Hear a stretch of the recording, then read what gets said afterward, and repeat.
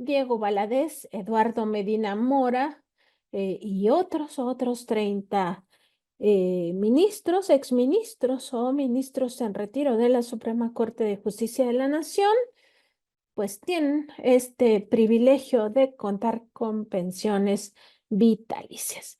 La Suprema Corte de Justicia estaría destinando más de 60 millones de pesos anuales al pago de estas pensiones, de estos haberes de retiro, y habría al menos 32 ministras y ministros en esta situación, es decir, en situación de retiro, pues cobrando estos haberes por más de 286,000 pesos mensuales, más un mes de aguinaldo.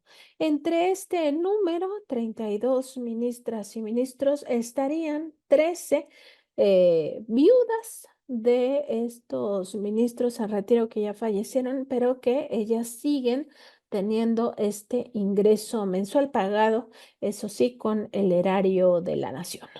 Entre los beneficiarios que más destacan, pues está, por supuesto, Diego Valadez Ríos, quien solo se desempeñó 4 meses como ministro de la Suprema Corte de Justicia de la Nación. Este tema es muy importante porque en la próxima discusión legislativa podría anexarse este asunto de cancelar ya de una vez y para siempre estas pensiones vitalicias millonarias, algo que ya se hizo en su momento con las pensiones vitalicias de los expresidentes de la República. Así que no pueden argumentar que no hay ningún precedente y que se estaría, pues, de alguna manera dañando los derechos ya adquiridos. Por supuesto que no, toda vez que está pues ya este antecedente de haber cancelado pensiones vitalicias para el caso de expresidentes porque no son legítimas. O sea, quizá pudieran tener algún viso de legalidad, pero eso también se tendría que revisar, pero al final acaban siendo injustas e ilegítimas. Con dinero del pueblo, la Suprema Corte de Justicia de la Nación destina al menos 60 millones de pesos anuales para pagar a estos 32 o más beneficiarios, entre los que destacan pues estos opositores a la renovación del Poder Judicial de la Federación por la vía de la democracia, es decir, del voto directo que emitirán las mexicanas y los mexicanos en las próximas elecciones de jueces, magistrados y ministros. Y esto lo digo ya como un hecho porque esta misma semana se espera que el próximo martes se empiece ya la votación de la reforma al Poder Judicial de la Federación, así que debemos estar muy atentos a lo que vaya aconteciendo a partir de este 3 de septiembre de 2024. Entre los beneficiarios de estas pensiones vitalicias destacan los casos de los exministros Diego Valadez Ríos, ya lo decíamos aquí, quien solo se desempeñó 4 meses como ministro de la Suprema Corte de Justicia de la Nación y desde 1994, luego de que el entonces presidente Ernesto Zedillo disolviera esa Suprema Corte y liquidara a todos los que estaban en ese poder judicial, al frente de este poder judicial, pues fueran pensionados de forma vitalicia para pues desactivar cualquier tipo de conflicto que evidentemente no lo iba a hacer porque estaban pues muy de la mano, como hasta ahora ha pasado que el PRIAN está muy de la mano con ese poder judicial de la Federación y particularmente con la cúpula de ese poder que se encarna tanto en el Consejo de la Judicatura como en la propia Suprema Corte de Justicia de la Nación. También destaca el caso de Eduardo Medina Mora y Casa, quien habría salido de la Suprema Corte de Justicia de la Nación para enfrentar un proceso judicial derivado de un expediente de presunta corrupción que incluía una revisión exhaustiva a su situación financiera y patrimonial no acorde con sus ingresos. así como el caso de José Ramón Cosío Díaz, abierto opositor a la reforma judicial.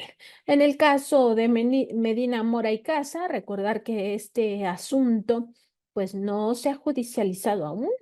Todavía está pendiente si en algún momento este exministro de la Corte pudiera enfrentar cargos por presunta corrupción o presunto enriquecimiento ilícito. Veremos hasta dónde llega la justicia. Pero esta lista de ministros en retiro a la que cada vez, a la que cada mes se le paga este monto que podría ir entre 230,000 y 290,000 pesos, pues no es del todo transparente. Resulta que esa Suprema Corte que ha salido a decir que defiende al INAI y que el INAI no se toca y que ha intentado exigirle al Senado de la República a que nombre a los comisionados faltantes de este Instituto de la Transparencia, pues en realidad la transparencia a la Suprema Corte de Justicia de la Nación no le interesa. Y esto, ¿por qué lo decimos? Porque estuvimos pues revisando todas las informaciones que se han dado a conocer por parte de la propia Suprema Corte de Justicia de la Nación en respuesta a diversas solicitudes de información que se han hecho a través de la Ley General de Transparencia. Y lo que nos encontramos son listas distintas dependiendo seguramente del humor de las personas que responden. ¿Por qué del humor? Pues porque evidentemente esto no tiene que ver con la ley, no tiene que ver con la rendición de cuentas y no tiene que ver con la transparencia, porque entregan pues cualquier lista dependiendo del día en que se las pidan. Es así que en respuesta a la solicitud 001112 de junio de 2023, la Suprema Corte de Justicia de la Nación respondió que son 11 los beneficiarios de los haberes de retiro vitalicios. Entre esa lista de los 11 señala que se trata de Adato Green Victoria, Castañón León Noé, Chapital Gutiérrez Sergio Hugo, Cuesarquís Irma, Duarte Cano José de Jesús, Gil Guillén Clementina, López Contreras Luis Felipe, Schmil Ordóñez Ulises Sergio, Sempe Mimbiele Carlos, Telles Cruces Agustín y Valadez Ríos Diego. Ahí sale desde esa primera lista Diego Valadez. Y también en otra respuesta de folio 000800 de mayo de 2023, es decir, un mes antes, la Suprema Corte de Justicia de la Nación aseguraba que eran 9 los ministros y ministras en retiro que reciben esa pensión. En esta lista, pues, incluyen nombres que no figuran en la lista anterior. Y se trata de Mariano Azuela Huitrón, Juan Nepomuceno Silva Mesa, Margarita Beatriz Luna Ramos, Genaro David Góngora Pimentel, Guillermo Iberio Ortiz Mayagoitia, José Ramón Cosío Díaz, Olga María del Carmen Sánchez Cordero Dávila, José Fernando Franco González Salas y Eduardo T. Medina Mora y Casa. Esos son los 9 que añade a esa lista. Y llama la atención de inmediato el caso de Eduardo Medina Mora, quien renunció, ya lo decíamos, a este cargo de ministro el 8 de octubre de 2019, fecha en que el Senado de la República aprobó su dimisión. Entre 2000 y 2005, Medina Mora fue director del Centro de Investigación y Seguridad Nacional, CISEN, órgano que, como recordará usted, pues se dedicaba todo el tiempo al espionaje político y que ya desapareció. Este CISEN ya está extinto. Fue secretario de Seguridad Pública con Vicente Fox, con Felipe Calderón fue procurador general de la República y Enrique Peña Nieto lo propuso para ministro de la Suprema Corte de Justicia de la Nación, cargo que empezó a desarrollar desde el 10 de marzo de 2015. Y llama la atención que le paguen esta pensión vitalicia porque él renunció en medio de aquel escándalo de presunta corrupción y presunto enriquecimiento ilícito. Ello, pues aunque su expediente no se haya judicializado, pues se debía de haber tomado en cuenta para, pues no creer que tenía este acceso a ese privilegio de la pensión vitalicia. Sin embargo, pues la Suprema Corte de Justicia de la Nación se lo concedió. Hay otros dos respuestas a solicitudes de información hacia la Suprema Corte de Justicia de la Nación, una de ellas de junio de 2016 y la otra de abril de 2021, que refieren una misma lista con 23 nombres de ministras y ministros en retiro. Y también de esta lista de 23 nombres se señala que 13 de ellos corresponden al pago que se le sigue dando a las viudas de esos ministros que ya habían fallecido hasta 2021. Y pues de este último documento habría que decir que se da cuenta de que al menos hasta ese año 2021 las 23 pensiones costaban al erario 63,7 millones de pesos anuales y además que los pagos mensuales individuales iban de los 286,423 pesos más el mes adicional por aguinaldo. De eso se trata estos datos que nos están revelando cómo, pues, la Suprema Corte de Justicia de la Nación, primero, no está comprometida con la transparencia y segundo, pues sus propios datos indican que esto sería, pues, un privilegio.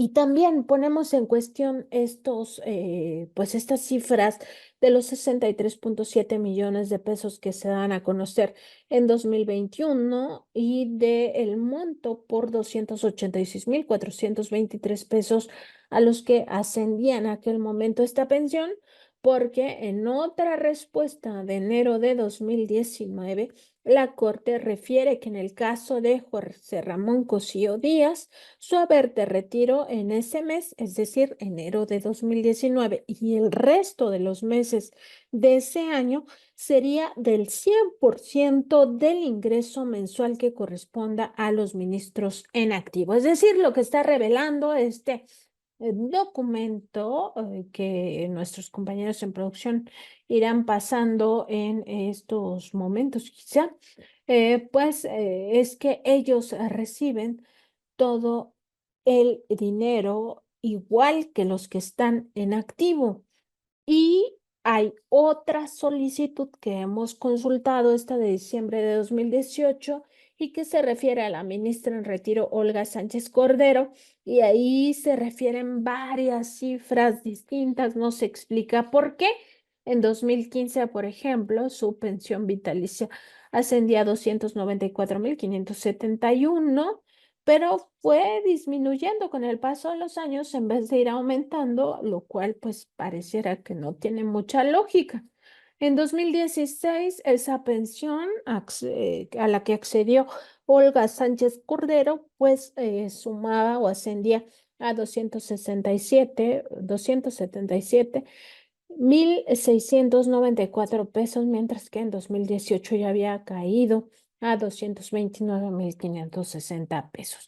Es decir que pues no hay ni cómo saber cuánto es en realidad lo que ganan por pensión vitalicia estos ministros y ministras de la Corte. Tampoco se puede saber si solo son 32, si a esta cúpula se añaden otros personajes o si tienen algún otro tipo de prestaciones. Pues así las cosas con la Suprema Corte de Justicia de la Nación. Vamos a ver ahora un video o una entrevista que sostuvimos con el doctor Isaac de Paz González. La sostuvimos él la semana pasada. Él es profesor investigador de la Facultad de Derecho de la Universidad Autónoma de Baja California, Campus Tijuana.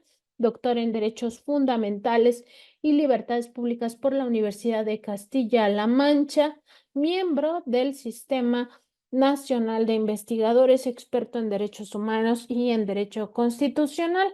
Vamos a verlo y regresamos. Estamos en la entrevista con el doctor Isaac de Paz, experto en Derecho Constitucional y también en materia de derechos humanos.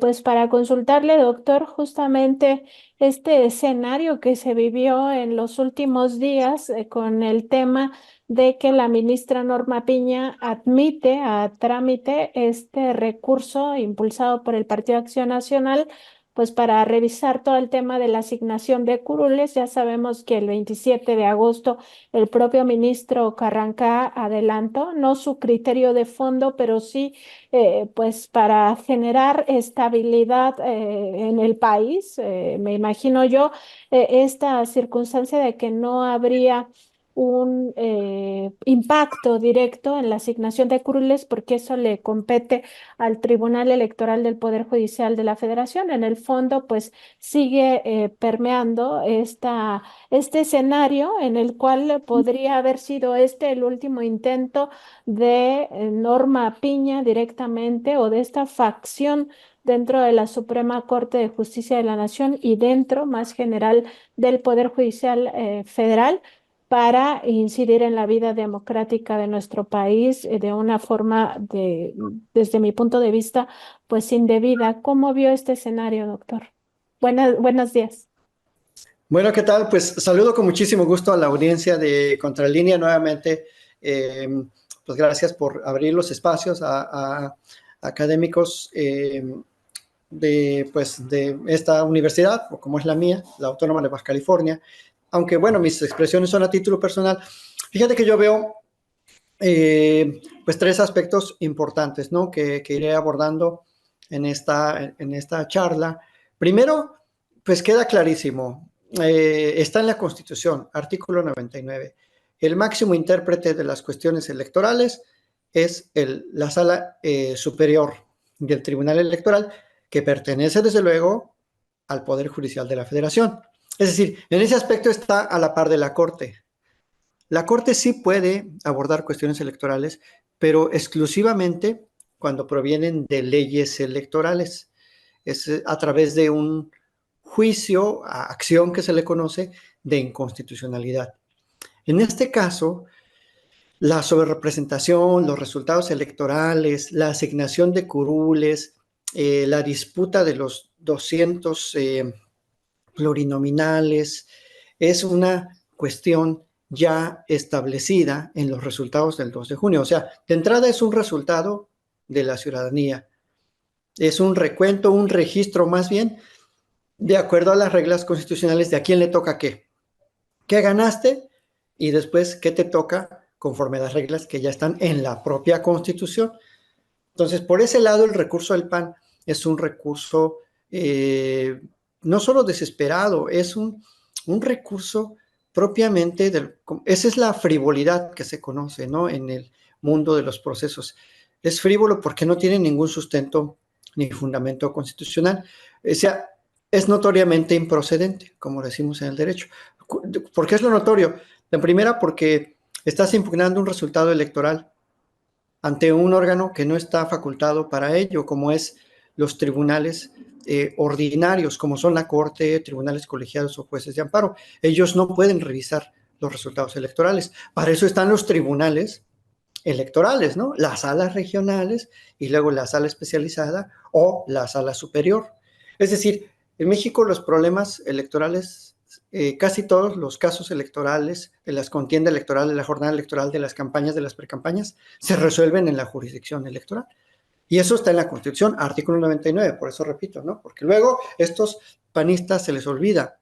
Y de ahí viene el por qué la Corte no es competente para resolver este recurso. Ya lo dejó entrever de manera muy tibia, con todo respeto, el ministro Carrancá. O sea, la verdad es que los ministros debieron decir, a ver, no somos competentes. Este asunto que nos acaba de llegar no es de nuestra competencia, porque no es un asunto de ley electoral, es un asunto de resultados electorales que viene de hechos que se dieron en una contienda electoral. Entonces, la Corte nunca se pronuncia en ese aspecto. Lo que la faculta el artículo 105 a la Corte es para resolver, validar o invalidar leyes, sí, electorales, a través de otro proceso que no tiene que ver nada con las campañas, ¿no? Simplemente son procesos de otra naturaleza.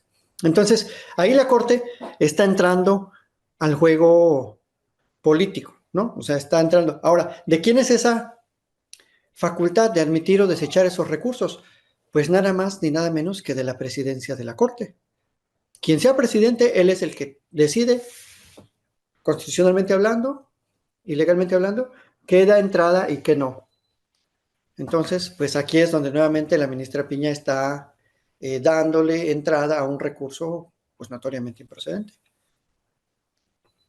Doctor, también preguntarle en este sentido, cómo se observa esta actitud de la ministra Norma Piña, porque venimos sobre todo de un proceso electoral donde ha tratado de inmiscuirse en diferentes momentos. El primero de ellos, lo recuerdo perfectamente, fue en agosto del año pasado. Vamos a cumplir, si no es que ya cumplimos más bien un mes, el 28 de agosto del año pasado, donde lanza esta amenaza velada al proceso electoral diciendo que si el Congreso no le asignaba, particularmente la Cámara de Diputados, no le asignaba el presupuesto que estaban solicitando multimillonario en esta discusión, que ni siquiera estaba vigente en ese momento, entonces no habría una transmisión del poder pacífica y democrática.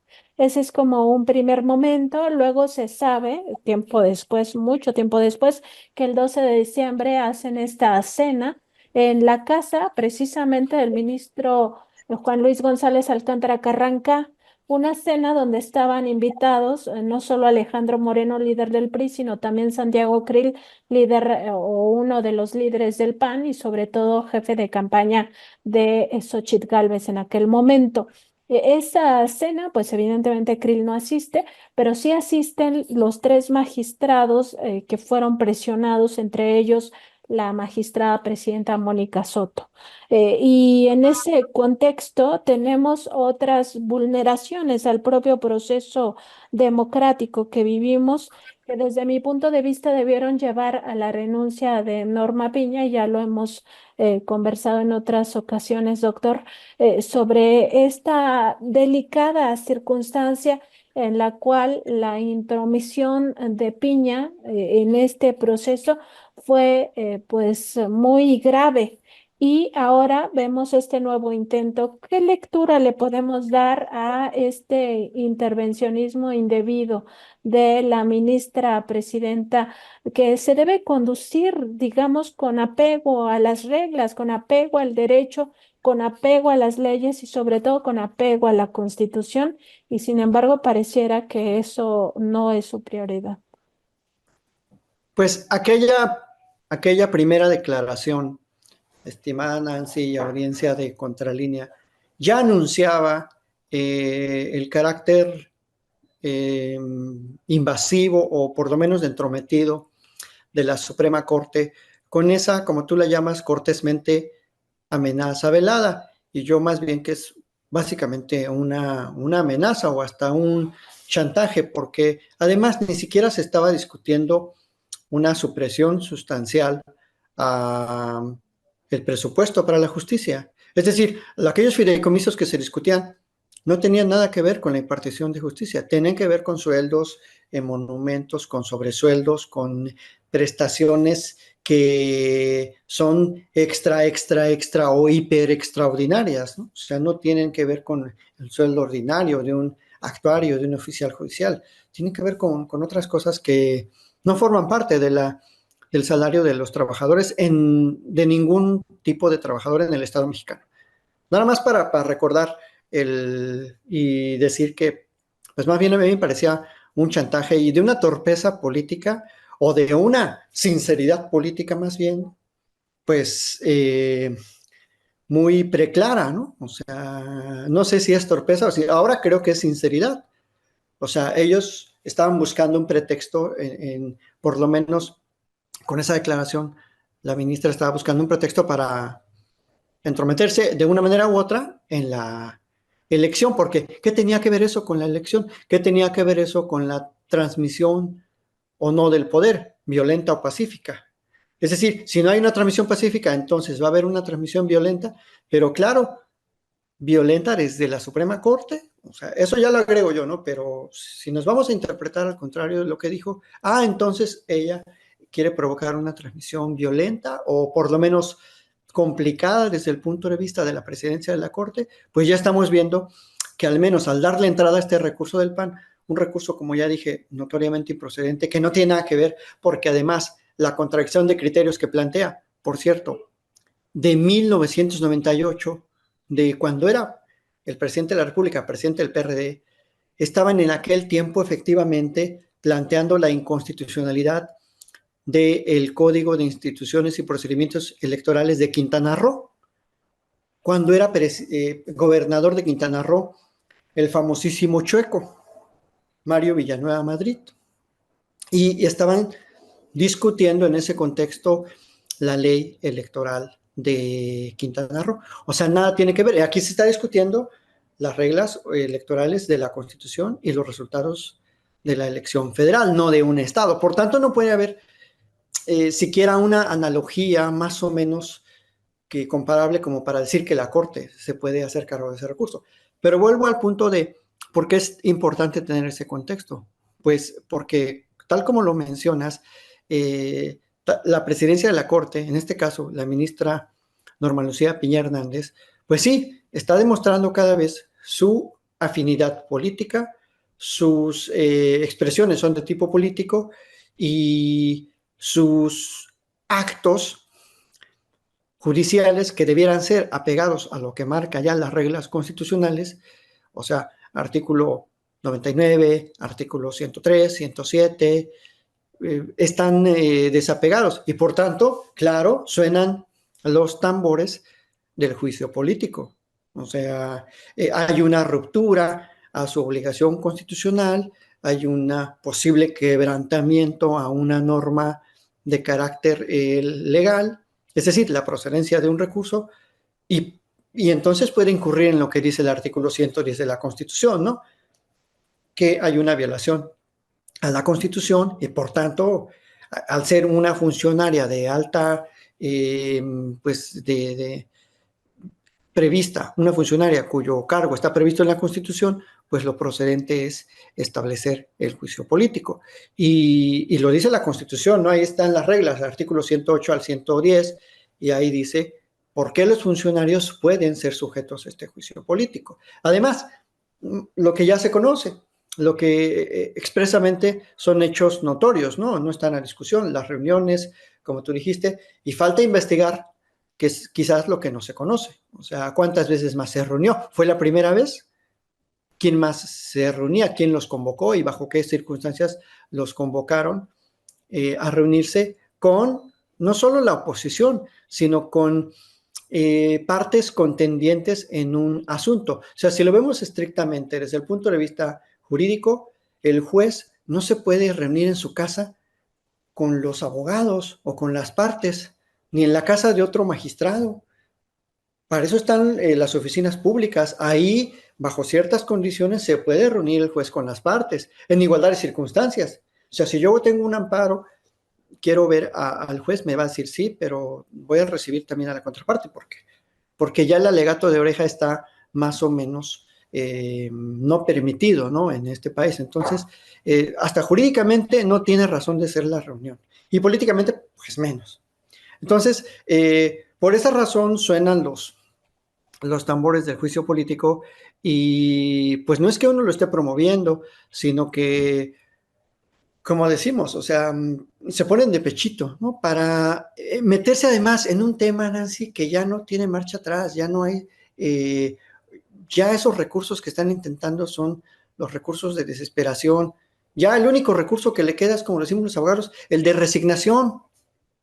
Ya, ¿qué impugnaciones? Ya que se resignen, que se pongan a trabajar, que planeen su estrategia, que contraten nuevos asesores, que ya se olviden de eso. Además, Nancy, son gente que ya tiene dinero, que ya hizo su vida en la política ya destrozó al país, ya deberían pedir unas disculpas, que den gracias, que no les vamos a juzgar y ya, que se larguen, que dejen que este país se siga reconstruyendo, ¿no? Por parte de la gente que sí trabajamos, que sí nos interesa el país. Eso es ya como un consejo que me sale hasta del alma, ¿no? Ya de buena manera. Pero ya recursos constitucionales, no.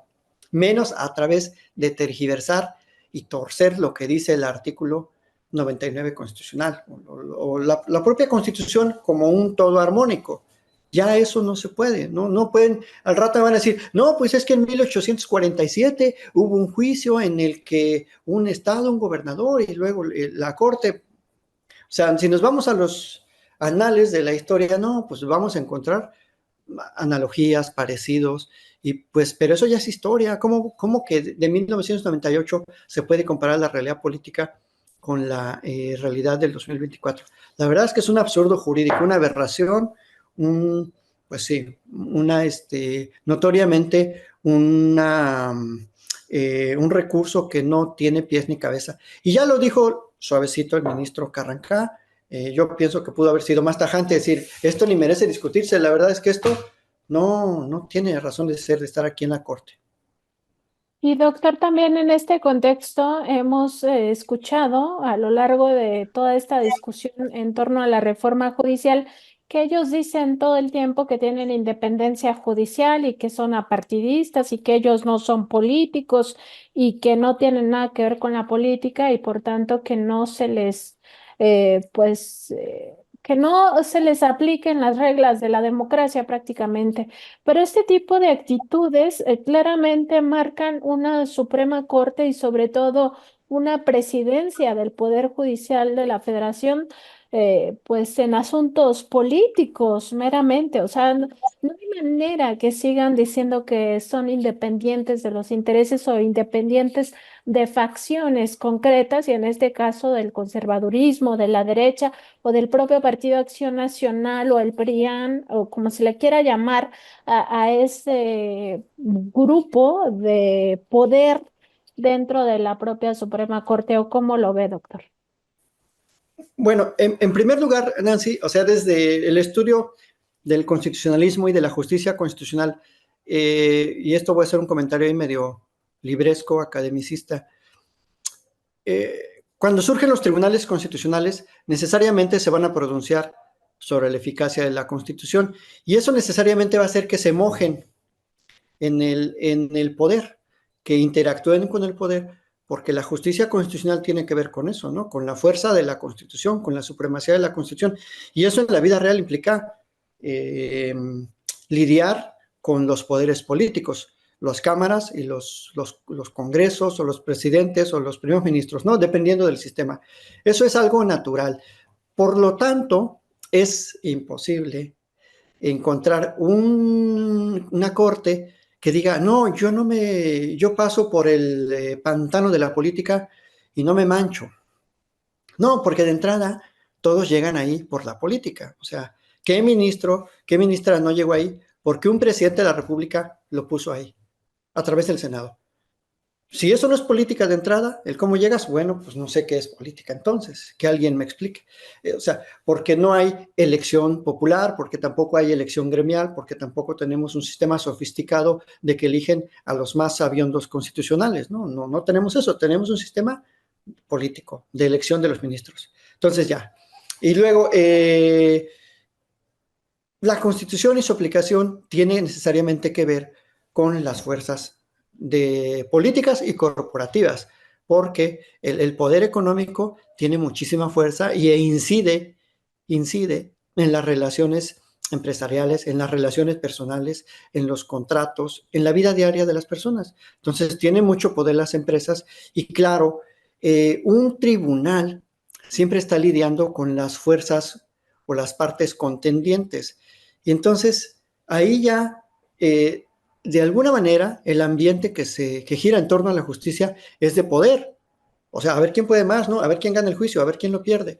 Entonces, es imposible decir que no son influenciables o que son totalmente imparciales, porque en todo caso, el único faro que podría alumbrar su visión sería la Constitución. Pero resulta que luego vemos resoluciones que no se apegan a la Constitución, que se apegan más a ciertos intereses. Ahí está el caso de Gómez Fierro, ¿no? Él dijo, yo prefiero privilegiar los intereses empresariales para proteger a posibles competidores de la CFE, que ni siquiera él conocía, simplemente dijo, no, pues le voy a dar este amparo a todas las empresas, porque no vaya a ser que se queden precisamente en una situación de inequidad frente a este competidor grandote que es la CFE. Entonces, ¿qué deciden? Deciden ponerse de un lado corporativo en este caso, ¿no? Y también la Corte ha decidido a veces ponerse del lado corporativo, y en la historia reciente la Corte decidía ponerse del lado del Poder Ejecutivo Federal o de las gobernaturas de los estados. Cuando se impugnaba una ley, la Corte, si así convenía, validaba la ley, es decir, decía, bueno, esta ley se hizo bien, no pasa nada, no es inválida, se apega al texto constitucional. Entonces, que me vengan a decir que los jueces son inermes al poder, que están vacunados contra la influencia política, pues no, el derecho es política y la política es derecho, o sea, son dos caras de la misma moneda. Y si no lo entienden así, pues resulta que pues, están en un error, porque se ha demostrado que los tribunales, desde su conformación hasta su trabajo diario, hasta sus productos, que son las sentencias, tienen un carácter político. Más aún, cuando vemos que los actores políticos van a la Corte, y eso no lo dice nada más esta actividad de la ministra Piña, eso es lo más reciente, pero si revisamos el testimonio del ministro Saldívar, ¿qué nos cuenta? ¿Quién iba a la Corte? Felipe Calderón a través de sus secretarios de gobernación. Si le preguntamos al ministro Genaro Góngora Pimentel, que fue presidente también de la Corte años atrás, te cuenta lo mismo. Le hablaban desde Los Pinos, incluso una vez Ernesto Zedillo le habló. O sea, él lo cuenta en su libro Los Supremos. Ahí da varios testimonios de cómo el poder siempre ha estado con la política. El ministro Mariano Azuela. Entonces, ¿de qué corte me hablan que no es política, que es neutral, que respeta íntegramente la investidura judicial y la mantiene alejada del poder político? Ahí está la boda, esa de la desgracia en el 2018. ¿Quiénes estaban en la boda de Juan Collado? Siempre repito esto porque tenía ahí casi a media corte. O sea, hazme el favor, ¿en qué país una corte suprema va a la boda de un abogado? ¿En qué país? A mí que me digan que si en Estados Unidos los abogados invitan al Justice Thomas o al Justice Alito, que así se apellida, no es el de Campeche, o a la Justice Sonia Sotomayor o al Justice Kavanaugh, a un bodorrio o a un... No, allá se mantienen un poco más las formas, ¿no? Pero tampoco sucede esto en Inglaterra, ni en Italia, ni en España. Entonces, no sé de qué, cuando dicen, no, pues es que no se debe politizar la justicia. Señores, señoras, damas, caballeros, como decía Fox, niños y niñas, la justicia ya está politizada, o sea, ya está politizada per se, en mayor o menor intensidad. ¿Y cuál es la diferencia? O sea, claro, en que uno puede decir, bueno, mi visión judicial es de justicia social, mi visión judicial es favorecer la educación, favorecer el ambiente, no favorecer el poder corporativo, darles la razón y la justicia cuando la tengan, pero mayormente luego no la tienen. Ahí está la otra decisión de la Suprema Corte de hace poquito, también de dar entrada a un recurso de revisión de Salinas Pliego, o sea, a un actor económico preponderante, a un gran contribuyente o evasor, ya no sé qué es, ¿no? Si es evasor o contribuyente, pero ¿tú crees que una persona ordinaria, un paisano, una paisana, puede llevar su asunto a la corte? No, lo pueden quienes tienen mucho dinero, tienen grandes despachos y tienen un picaporte ahí en la corte. Para que la presidencia admita un recurso de revisión de un amparo, se requiere una decisión de la propia presidencia de la corte, ¿no? Entonces, está politizada la justicia, nos guste o no. ¿Qué hay que hacer? Bueno, que la política constitucional se apegue a nuestro texto constitucional, a nuestros valores constitucionales, a esos sentimientos profundos del constitucionalismo histórico que pretende reivindicar a los excluidos, a las clases pobres, que pretende reivindicar los derechos de la justicia social, al trabajo, a los trabajadores, a la educación, a generar espacios para que sean mejores los derechos. Ese es el constitucionalismo que nos hace falta en la Corte, esa política constitucional, y no nada más una visión normativista, legalista, que resuelva disputas, pero que no tenga una visión de fondo, ¿no? De hacia dónde vamos como país. Y eso tiene que ver mucho con lo que decide un tribunal especializado como es una Corte Suprema. Tenemos que tener una visión de Estado, pero también de sociedad, porque ahí lo dice su nombre. Yo no se lo puse, ni tú, Nancy, ni la audiencia. Dice Suprema Corte de Justicia. Pues si dijera Suprema Corte de Legalidad, o Suprema Corte de Asuntos Contenciosos, pues entonces no vamos a pedir justicia, vamos a pedir cualquier cosa, menos justicia. Pero resulta que dice ahí de justicia, entonces, ¿qué justicia queremos? La que ya dice la Constitución, ¿no? Una justicia social. Entonces, ahí están las grandes diferencias, que no son matices, entre una visión de una corte supuestamente apolítica, supuestamente alejada del poder político, y una corte que bien puede decantarse del lado de las necesidades de los sectores populares. Creo que eso es lo que hemos necesitado, y no ha estado a la altura la Suprema Corte, mucho menos ahora. Ha estado en algunos casos muy concretos. También, pues yo ahí tengo varios estudios sobre si la Corte ha respondido bien, pero mayormente ha dejado de lado esas grandes necesidades y demandas sociales. Doctor, también preguntarle, porque ya lo ponía en la mesa hace un momento, el tema del juicio político. O sea, cada vez parece un escenario más pues viable, en el sentido de que Norma Lucía Piña Hernández ha pues venido amenazando la propia democracia de este país, además de convertir a la Suprema Corte en una especie de poder supremo por encima incluso de los otros poderes de la Unión.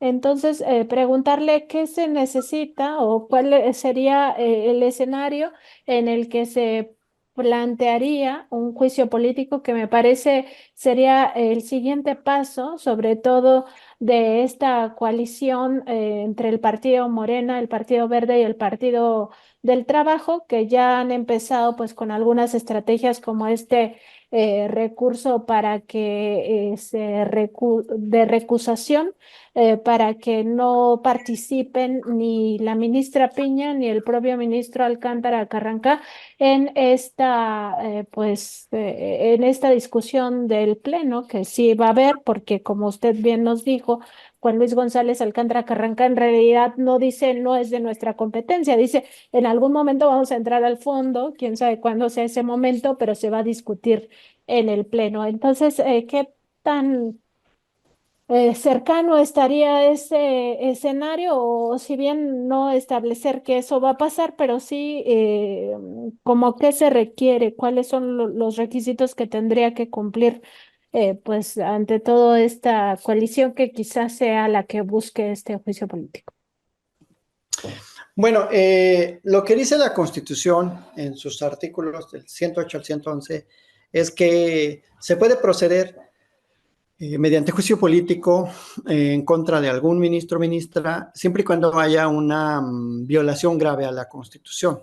Entonces, ese es también, a mí, yo siempre he criticado que esas reglas de la procedencia, del juicio político, en general de los medios parlamentarios, dan un margen muy subjetivo, que es una violación grave.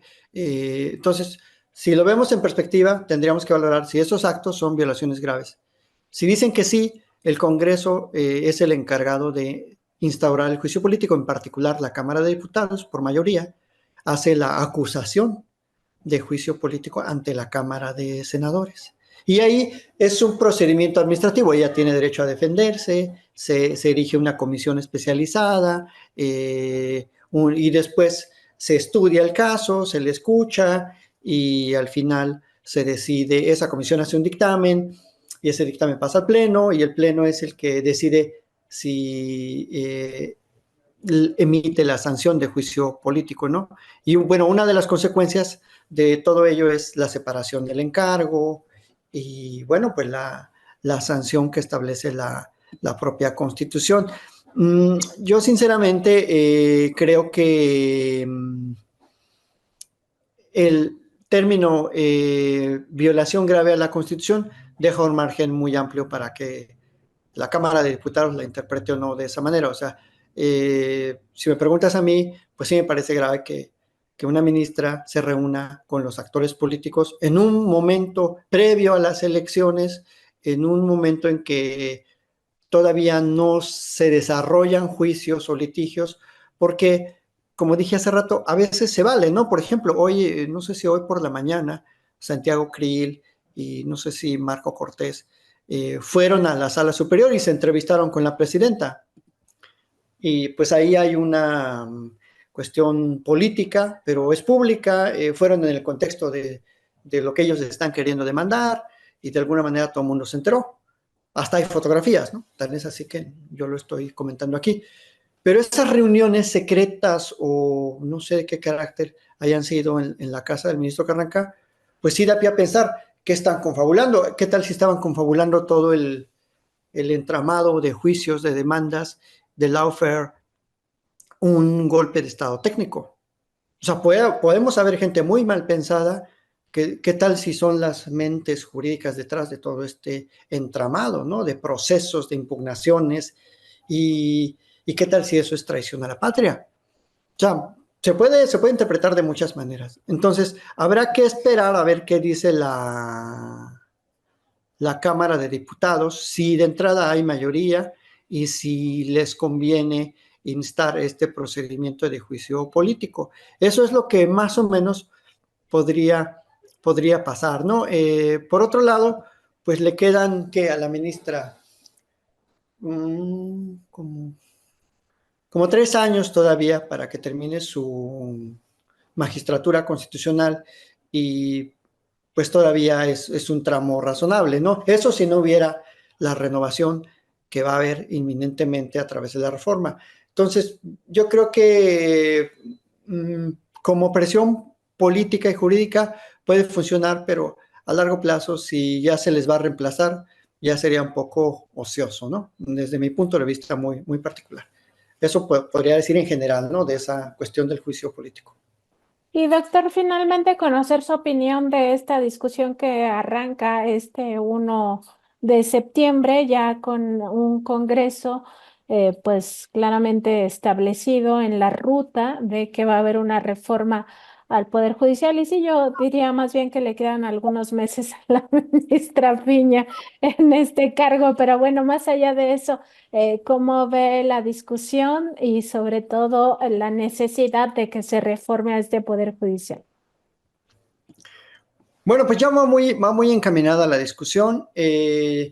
Yo veo bastante desesperación en los integrantes del Poder Judicial, pero también creo que ya nos llevan la delantera en cuanto a que pues ya organizaron protestas, ya andan en foros, ya salieron a la calle a marchar, o sea, ya andan en campaña de alguna manera, o sea, les está sirviendo de propedéutico para el siguiente paso, ¿no? Que es, pues ahora van a salir a hacer campaña a la calle. Y está bien, digo, me parece muy bien, nomás que ellos no lo ven así, ¿no? Pero yo digo, míralos, ya andan con, pues haciendo sus paros, sus foros, los domingos, ya se ponen en vigilia, ya casi casi a rezar un rosario.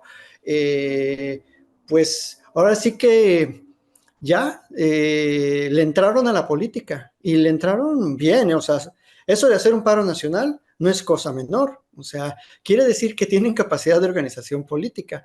Entonces, pues le deben dar gracias al presidente de que ya los puso a un entrenamiento para sus inminentes campañas. Entonces, yo no sé de qué se quejan. Dicen que no les gusta, que eso, ¿por qué? Que no, que la justicia se va a caer en este país, pero pues mayormente ellos son los que están perfilados, o sea, ellos son de carrera judicial, tienen el perfil, o sea, yo creo que la mayoría va a repetir, o sea, la verdad es que le llevan luego mucha ventaja a los colegas de que sí hay gente muy brillante en los litigantes, pero pues también hay gente malísima, ¿no? En el litigio, entonces mayormente ellos van a estar mejor preparados, así que la reforma se va a dar, yo creo que la discusión va a ser ya sobre un camino no quiero decir pavimentado, pero ya es un camino bien hecho. Se han hecho adiciones importantes, se han tomado en consideración esto que yo siempre desde el 2019 publiqué por ahí una investigación sobre hay que tener cuidado en materia penal, es una materia muy distinta, se enfrenta a la gente ahí a extorsionadores, secuestradores, es un mundo muy peliagudo el del derecho procesal penal y sí hay que tener especial cuidado en ese tipo de juzgadores. Ahí sí, sí comparto la idea de cuidar mucho a ese tipo de juzgadores, ¿no? En todos los aspectos, desde su proceso, su perfil, la elección y por supuesto ya el desarrollo de su carrera. De facto ya ahora lo tienen, ¿no? Están protegidos, andan con guardaespaldas, andan en carros a veces pues blindados porque pues se enfrentan casos muy difíciles en sus juzgados. Pero en sí creo que la reforma ha servido también para demostrar el nivel de politización del pueblo mexicano y algo que se les está olvidando a todo el mundo, que yo lo repito con mucha insistencia, es que esa reforma no es producto de la mente del presidente, es un reclamo ya del pueblo mexicano. Y el pueblo mexicano, así como ocurrió en 1810, en 1814 con la Constitución de Patzingán, en 1824, en 1836, en 1857, en 1917, es decir, toda la historia del constitucionalismo mexicano es por la voluntad popular, por el deseo de generar una ruptura con el pasado y de mirar hacia un camino social distinto. Ese es el origen del constitucionalismo, esa es la fuerza del poder constituyente, que es el pueblo. A todo el mundo se le olvida. A los académicos, no sé qué les pasó, a mis colegas académicos, tantas clases y libros del poder constituyente, de que el pueblo es el soberano, que el pueblo es el mandante, que el pueblo, bueno, de ríos de tinta, odas al pueblo, poesías incluso, ¿no? Al pueblo, no sé, ahí está la de la Sove Patria de Salvador Novo. Y ahora, no, el pueblo no sabe. ¿Qué dijo Aguilar Camín? Es que el pueblo no, ¿cómo dijo? A lo mejor no está muy consciente, a lo mejor no está muy informado. Bueno, ya terminó alabando al PRI diciendo que se respetaban las formas, que había mucho pudor. Bueno, ya casi, yo creo que su siguiente libro va a ser Los Apóstoles Democráticos del PRI, ¿no? Con Alito Moreno a la cabeza y Manlio Fabio. No sé qué va a hacer Aguilar Camín. Yo creo que ahora que tiene poca chamba, se va a poner a escribir, a revisar la historia democrática del PRI. Entonces, se les olvida esto, Nancy. Por eso la reforma constitucional va porque no es un capricho de un poder político, es un sentimiento profundo del pueblo y eso creo que no lo van a entender. No lo van a entender porque en la academia nos hemos ensimismado en los libros, nos hemos ensimismado en la oficina, en el aula y se nos ha olvidado el pueblo. Eso también es una autocrítica muy respetuosa a muchos colegas que pensamos que ya lo máximo es una teoría, un libro, un membrete de constitucionalista. Y no, la verdad es que siempre ha sido el pueblo, siempre ha sido la realidad la que pone las reglas del juego en las ciencias sociales. Los estudiosos que nos decimos así de las ciencias sociales, siempre vamos atrás. Entonces, es momento de emparejarnos y decir, bueno, démosle una oportunidad nuevamente como un proceso histórico constituyente al pueblo de México. Si el pueblo se equivoca, ya lo dije aquí el otro día, pues vuelve a recomponer el camino, puede corregir en la siguiente elección y bueno, pues para eso está la democracia, ¿no? Para ir revolucionando y cambiando las decisiones políticas fundamentales. Y eso se les está olvidando, que esa reforma es una decisión política fundamental del pueblo, para el pueblo y por el pueblo, ¿no? Ya cerré con Abraham Lincoln, sin querer queriendo. Y doctor, seguramente Aguilar Camín está esperando sus apapachos, ya lo dijo el otro día públicamente. Doctor, y ya nada más por último, lo vamos a ver en campaña, usted ahí pues ya postulándose para la Suprema Corte. No lo sé, Nancy, voy a reservarme esa respuesta porque qué tal si incurro en actos anticipados de campaña y al rato me anulan la malograda candidatura. Entonces, prefiero, ahora sí voy a decir, como el tiempo es del salinismo, hay que respetar los tiempos y las formas. No, no es cierto. No, pero sí, no sé cómo van a ser las reglas electorales. Van a decir, no, Nancy Flores lo entrevistaba y ahí ya le dio chayote el doctor de Paz. Entonces, mejor así dejamos en suspenso. No, y aclaremos lo del chayote, doctor, que no, eso no ocurre. Sí, claro que no, no, no, pues esto es, yo agradezco mucho, mira también, y esto ya lo digo a título muy personal, y yo también lo he visto, ¿no? Cómo se han abierto en este sexenio los espacios mediáticos a una democracia que antes no existía en los medios, a una democracia incentivada por la propia gente. ¿Quién te apoya a ti? Pues tu público, el público de Contralínea. ¿Quién apoya a plataformas como, no sé, voy a decir los colegas, ¿no? Vicente Serrano, Sin Censura. ¿Quién lo apoya? Lo apoya la gente. Y si la gente no lo ve, pues bueno, ya será problema de la gente. Y si la gente deja de ver Contralínea, pues es problema de la gente. Entonces, aquí no hay más que participar, el afán de querer compartir una opinión. Y me da gusto ver a muchas nuevas caras en el constitucionalismo mexicano, muchas mujeres, por cierto, que yo no sabía que se dedicaban a ello, que tienen unas visiones muy de justicia social, muy relevantes. Creo que esto ya cambió, este país ya cambió y no se dan cuenta, porque las élites así son, siempre van a pensar en que ellos son los únicos. Y creo que la democratización de los medios ha sido también un resultado, no del presidente, también de un público más exigente, de un público informado, de un público crítico, participativo, que quiere escuchar distintas versiones, ¿no? La mía yo no es mi verdad absoluta, puede ser muy contrastante lo que digan otros, pero eso es lo bonito de los medios y de las opiniones jurídicas. Hay que escuchar varias para saber, pues, más o menos por cuál nos decantamos. Y eso yo creo que sí lo agradezco mucho yo a Contralínea, esa apertura que obviamente es a título totalmente pues gratuito, ¿verdad? Ni de aquí para allá ni de allá para acá, para que quede más que claro que el agua. Así es, doctor. Y pues como siempre, un gusto conversar con usted y esperamos pronto volvernos a encontrar en este espacio ya para, pues ahora sí, revisar su plataforma de candidato a la Suprema Corte. No, no, muchísimas gracias, doctor. Siempre es un gusto, además, encontrarnos en eh, digamos, en este ámbito de la reflexión que tanta falta también nos hace. Le deseamos que pase una feliz tarde, doctor. Muchas gracias. Muchas gracias a tu audiencia y saludos a todo el equipo de Contralínea. Gracias.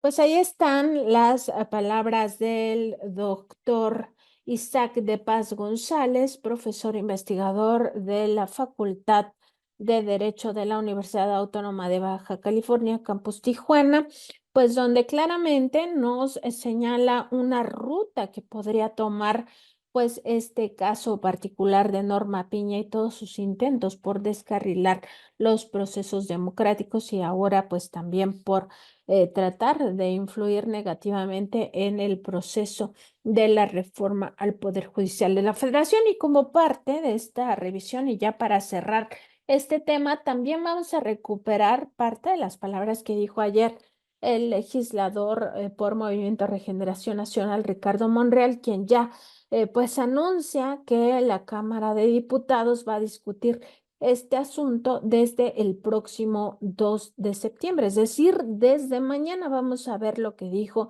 exactamente Ricardo Monreal. Las sesiones serán, por propuesta del grupo mayoritario, el martes. El martes tendremos la primera sesión. Serán 2 sesiones ordenadas, reglamentarias, de acuerdo con el procedimiento. El martes, primera sesión, solo votación en lo general, discusión en lo general y votación. El miércoles, en otra sesión, discusión en lo particular y votación. Ese día concluye el proceso nuestro en esa materia. Y se aprobó que en las 2 próximas semanas también discutiremos la reforma a la Guardia Nacional y la reforma a comunidades originarias y afromexicanas. Esos son los temas que hoy abordamos. Entonces va a haber ahora 2 sesiones. la suspensión, coordinador? Se habló sobre ella. La mayoría legislativa opinó que es una franca intromisión, que es una violación a la Constitución y que no tiene competencia ningún juez ni ente ajeno al poder legislativo. Incluso se planteó iniciar acciones. ¿Juicio político? Entre otras, 3 acciones contra los jueces por su grave intromisión a la vida interna del poder legislativo. Juicio político, se planteó denuncia penal por delitos cometidos en la administración de justicia y una queja ante la judicatura.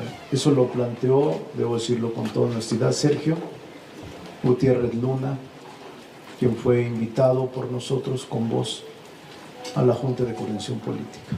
Eso no se acordó.